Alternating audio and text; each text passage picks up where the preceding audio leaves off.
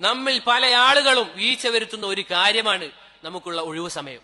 അള്ളാഹുവിന്റെ റസൂൽ സല്ലല്ലാഹു അലൈഹി വസല്ലം ഇവിടുന്ന് പറഞ്ഞു തരുന്നത് എന്താണ്? ഇതാ നിനക്കുള്ള ഒഴിവു സമയം, നീ നിനക്ക് തിരക്കാകുന്നതിന് മുന്നേ അത് മുതലെടുക്കുക എന്നുള്ളതാണ്.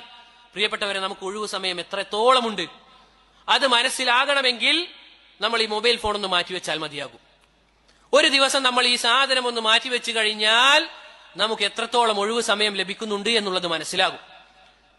അതുകൊണ്ട് പ്രിയപ്പെട്ടവരെ, ഉലമാക്കൾ പറഞ്ഞതായി കാണാം, ലിസ് എന്നാണ് ഇതിനെ വിളിക്കാറുള്ളത്. ലിസ് എന്ന് പറഞ്ഞാൽ എന്താണ്?